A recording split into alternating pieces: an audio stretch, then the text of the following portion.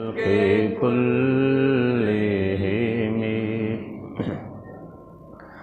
بسم الله الرحمن الرحيم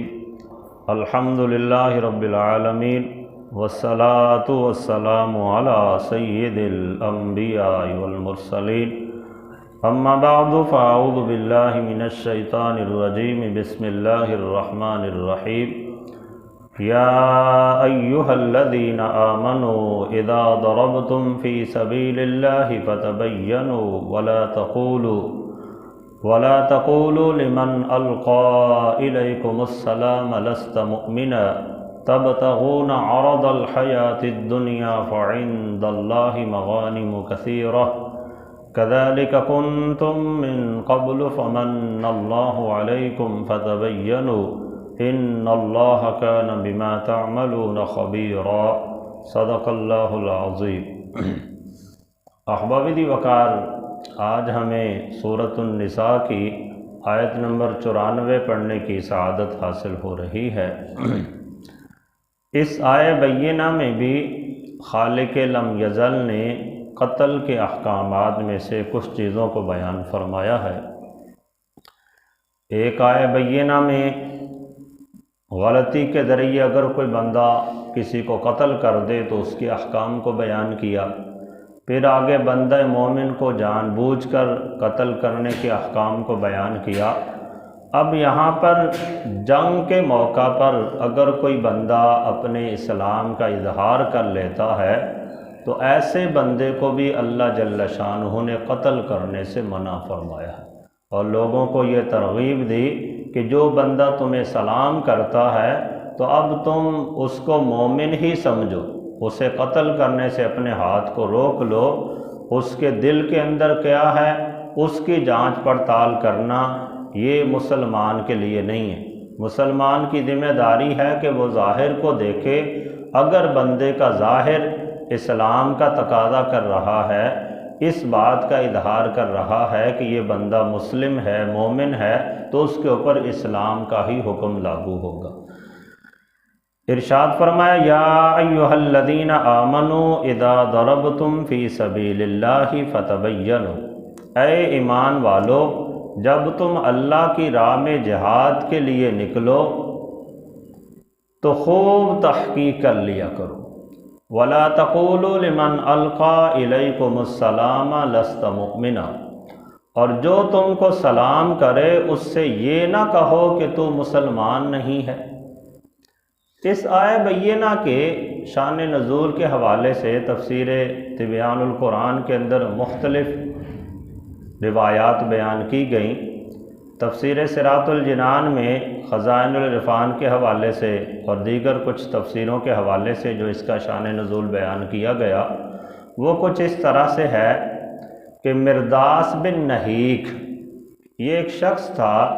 جو کہ فدق کے علاقہ کے اندر رہا کرتا تھا، اور اس کی قوم کے سارے ہی لوگ کافر تھے، صرف اس نے اسلام کو قبول کیا تھا، اور اس کا اسلام بھی لوگوں کے سامنے ظاہر نہیں تھا، کیونکہ پورے علاقے میں ایک ہی بندہ مسلمان تھا، تو اس نے لوگوں کے سامنے اپنے اسلام کا اظہار نہیں کیا تھا، اور مسلمانوں کو بھی اس کے اسلام کے بارے میں علم نہیں تھا۔ اب ہوا یہ کہ جب مسلمانوں نے اس علاقے کی طرف لشکر کشی کی، ان لوگوں کو پتہ چلا کہ مسلمانوں کا لشکر آ رہا ہے، تو اس علاقے کے جتنے بھی کافر لوگ تھے وہ ڈر کے بھاگ گئے۔ صرف یہ مرداس بن نحیک یہ وہاں پہ ٹھہرے رہے، کیونکہ یہ اسلام کی دولت کو قبول کر چکے تھے، تو انہوں نے یہ خیال کیا کہ میں بتا دوں گا کہ میں مسلمان ہوں، لہذا مجھے کچھ نہیں کہا جائے گا۔ جب لشکر قدر قریب آیا تو پھر انہیں خدشہ لاحق ہوا کہ ممکن ہے کوئی اور لشکر ہو، اب کیا پتہ یہ مسلمانوں کا لشکر ہے بھی صحیح یا نہیں، تو یہ اپنی بکریوں کو لے کر ایک پہاڑی کے اوپر چلے گئے۔ جب لشکر نیچے آیا، لشکر والوں نے نعرہ تکبیر بلند کیا تو انہیں یقین ہو گیا کہ یہ مسلمانوں کا لشکر ہے، لہذا یہ بھی کلمہ پڑھتے ہوئے اور تکبیر کا نعرہ بلند کرتے ہوئے نیچے آئے اور آ کر اپنے اسلام کا اظہار کیا۔ اب لوگوں میں سے کچھ لوگوں نے اس کے اسلام کو قبول نہیں کیا، انہوں نے اسے قتل کر دیا اور اس کی بکریوں کو اور اس کے مال کو اپنے قبضے کے اندر لے لیا، یہ خیال کرتے ہوئے کہ یہ مسلمان نہیں ہے، صرف اپنی جان بچانے کی خاطر اس نے ایسا کیا ہے۔ تو جب نبی علیہ الصلوۃ والسلام کو اس کے بارے میں آ کے بتایا گیا کہ اس انداز سے ہوا کہ ایک بندے نے آ کے کلمہ پڑھا، اس نے ہم کو سلام کیا اور ہم نے یہی خیال کیا کہ یہ اپنی جان بچانے کے لیے کر رہا ہے، اس وجہ سے ہم نے اسے قتل کر دیا، تو اللہ جل شانہ نے ایسے موقع پر یہ آیت بینہ نازل فرمائی، ارشاد فرمایا یا ایھا الذین آمنوا، اے ایمان والو، اذا ضربتم فی سبیل اللہ، جب تم زمین کے اوپر جہاد کے لیے چلتے ہو، فتبینوا، تو خوب تحقیق کر لیا کرو، یعنی کسی کو قتل کرنے کے لیے تحقیق کرنا ضروری ہے، لیکن کسی کے اسلام کو قبول کرنے کے لیے زیادہ تحقیق کی ضرورت نہیں ہے۔ اگر وہ اپنی زبان سے اسلام کا اقرار کر رہا ہے، کلمہ پڑھ رہا ہے، اس کے دل میں کیا ہے اسے چھوڑ دو، اس کے ظاہر پہ حکم لاگو ہوگا، لیکن فرمایا جب تم جہاد کے لیے جاؤ، کسی کو قتل کرنا چاہتے ہو، پھر فرمایا فتبینوا، خوب تحقیق کر لیا کرو، وَلَا تَقُولُوا لِمَنْ أَلْقَى إِلَيْكُمُ السَّلَامَ لَسْتَ مُؤْمِنًا، اور جو تمہیں سلام کرے یعنی اپنے اسلام کا اظہار کرے، یا مسلمانوں کا شعار یہ ہے کہ جب بھی ملتے ہیں السلام علیکم ورحمۃ اللہ کہتے ہیں، تو جو بندہ آ کر تمہیں سلام کرے یعنی اپنے اسلام کا اظہار کرے، تو تم اس کے بارے میں یہ نہ کہو کہ یہ مومن نہیں ہے، یہ مسلمان نہیں ہے، بلکہ فرمایا تبتغون عرض الحیات الدنیا، تم تو یہ چاہتے ہو کہ دنیا کا مال حاصل کرو، کہ کافروں کو قتل کر کے ان کا مال اپنے قبضے میں لے لو، لیکن فرمایا فعند اللہ مغانم کثیرہ، اللہ کے پاس بہت غنیمتیں ہیں، مطلب یہ کہ دنیا کا مال تو تمہیں مل گیا تو وہ تو تھوڑا سا مال ہے، چند دن کے لیے ختم ہو جائے گا، لیکن اللہ کے پاس بہت عظیم غنیمتیں ہیں، مطلب یہ کہ اللہ نے جنت میں تمہارے لیے بڑے انعامات کو تیار کر رکھا ہے۔ کذالک کنتم من قبل فمن اللہ علیکم فتبینوا، اور فرمایا کہ اس سے پہلے تم بھی اسی طرح تھے،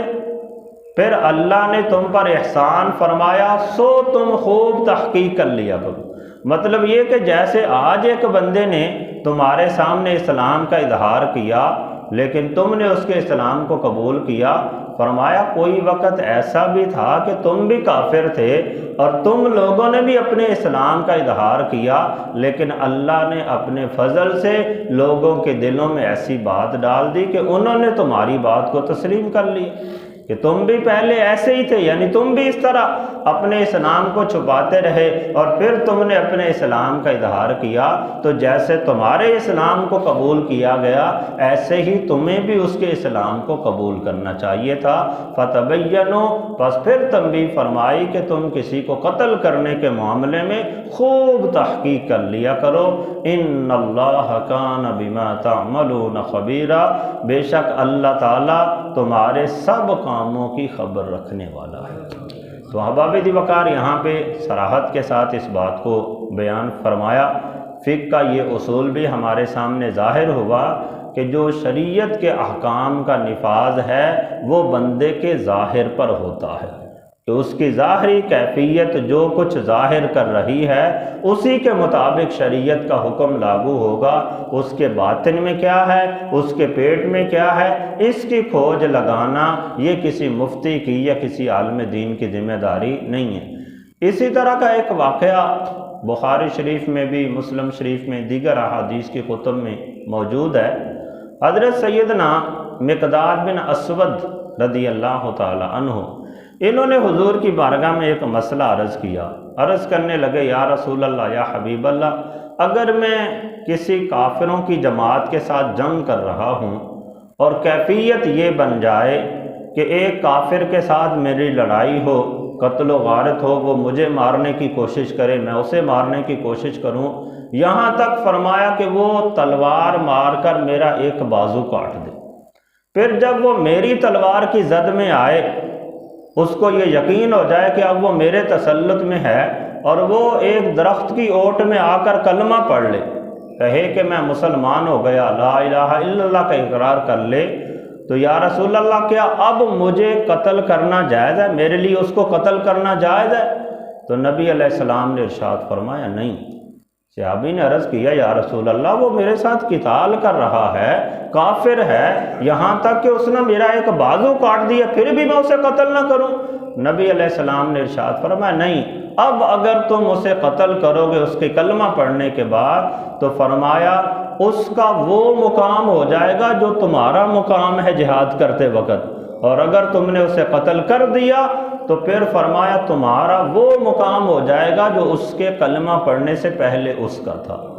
مطلب یہ کہ نعوذ باللہ من ذالک، اس نے تو کلمہ پڑھ لیا، اب وہ تو تمہارے اسلام کی جگہ پہ آ گیا، اور تم نے اگر اسے قتل کر دیا اس کے اسلام کا اظہار کرنے کے باوجود بھی، تو پھر تم گویا کہ اس کے کفر والے درجے کے اندر چلے جاؤ۔ یعنی اس قدر احتیاط کی نبی علیہ السلام نے ہمیں تعلیم دی کہ اگر جنگ ہو رہی ہے، دشمن نے تمہارا بازو بھی کاٹ دیا ہے، پھر بھی اگر وہ کسی اوٹ کے اندر آ کر امن کا مطالبہ کرتا ہے اور اسلام کا اظہار کر دیتا ہے تو اب بھی اس کے اسلام کو قبول کیا جائے گا، ایسی صورت میں بھی اسے قتل کرنے کی اجازت نہیں ہے۔ اسی طرح کا حضرت اسامہ رضی اللہ تعالیٰ عنہ کے بارے میں ایک واقعہ پیش آیا کہ انہوں نے بھی اسی انداز سے، کسی بندے نے کلمہ پڑھا بھی تھا جنگ کے دوران، پھر بھی اسے قتل کر دیا۔